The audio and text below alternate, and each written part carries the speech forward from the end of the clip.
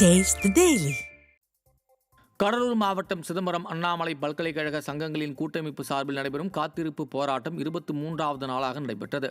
ஓய்வு பெற்ற ஊழியர்களுக்கு உடனடியாக பணப்பலன்களை வழங்குவது உள்ளிட்ட 15 அம்ச கோரிக்கைகளை வலியுறுத்தி நடைபெறும் தொடர் காத்திருப்பு போராட்டத்தின் 23வது நாளில் போராட்டக்காரர்கள் மே தினத்தையொட்டி ஊர்வலமாக சென்றனர். இதைத் தொடர்ந்து பல்கலைக்கழக நுழைவாயிலில் உள்ள மொழிப்பூர் தியாகி ராஜேந்திரன் சிலைக்கு மாலை அணிவித்து மரியாதை செலுத்தினர்.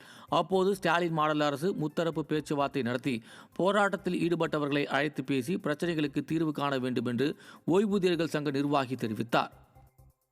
ஒரு முத்தரப்பு பேச்சுவார்த்தைக்கு ஏற்பாடு செய்து மாண்புமிகு கல்வி அமைச்சர், உயர்கல்வித்துறை செயலாளர், பல்கலைக்கழக நிர்வாகிகளை கொண்டு அந்த பேச்சுவார்த்தைக்கு ஏற்பாடு செய்தால் இந்த பிரச்சனைகள் விரைவாக தீரும்.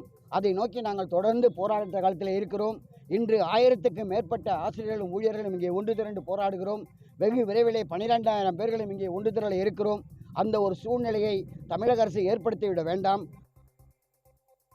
நீலகிரி மாவட்டம் ஃபிங்கர் போஸ்ட் பகுதியில் ஸ்டாலின் மாடல் அரசால் அவசர கதியில் புதிதாக திறக்கப்பட்ட அரசு மருத்துவக் கல்லூரியில் பயணிகள் நேர்குடை மற்றும் இருக்கைகள் இல்லாததால் நோயாளிகள் கடும் அவதிக்குள்ளாகி வருகின்றனர்.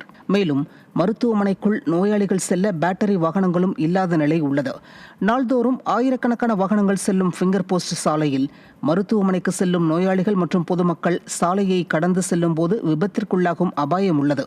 இதனால் வேகத்தடை, வாகனங்கள் மெதுவாக செல்வதற்கான அறிவிப்பு பலகைகள் வைப்பதுடன் காவல்துறையினர் பாதுகாப்பு பணிகளில் ஈடுபட வேண்டும் என்றும் கோரிக்கை எழுந்துள்ளது.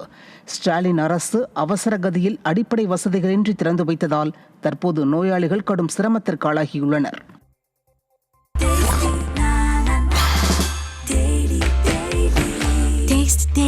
Taste the Daily.